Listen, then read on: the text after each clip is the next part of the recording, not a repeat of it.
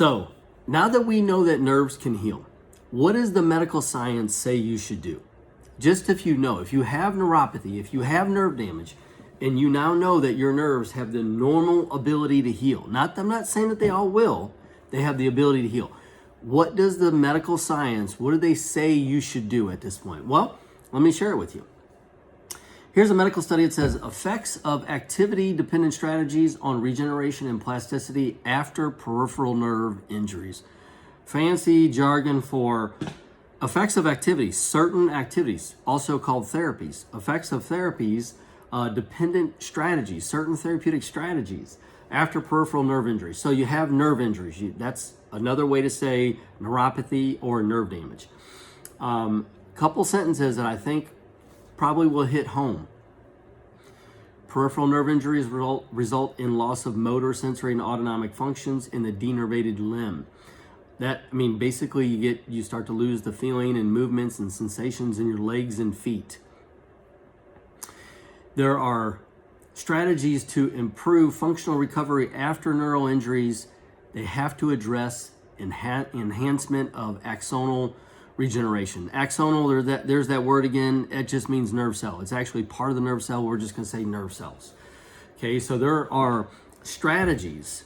The big takeaway for you would be there are strategies to improve functional recovery after neural injuries, but they have to address the affected area.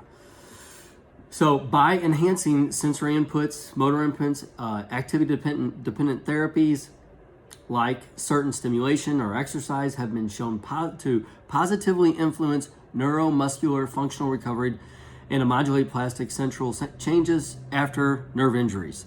So, mouthful. What does that mean to you? Again, they're citing in this study the positive influence, basically the positive change on the nerves, the functional recovery after certain therapies, after these dependent therapies, as they call them.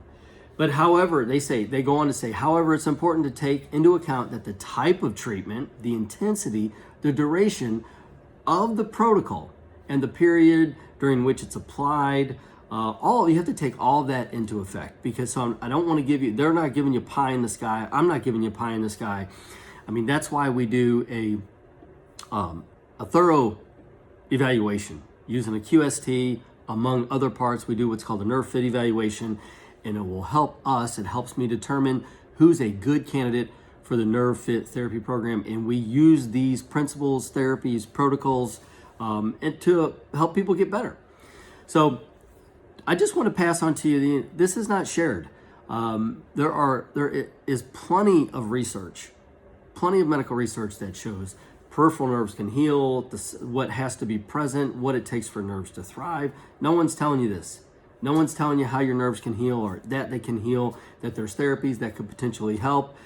So folks, I hope this is interesting. If you need help or you like a proper evaluation to see if you're actually even a candidate, let us know. Dr. Ryan K. Lewis, DC, Missouri Pain Treatment Center, 1-855-FIX-FEET. That's 1-855-FIX-FEET. Or look us up on the social media platforms, Facebook, YouTubes. Get on our email list, watch the Nerve Fit TV, whatever, as long as it's giving you good information. So take care.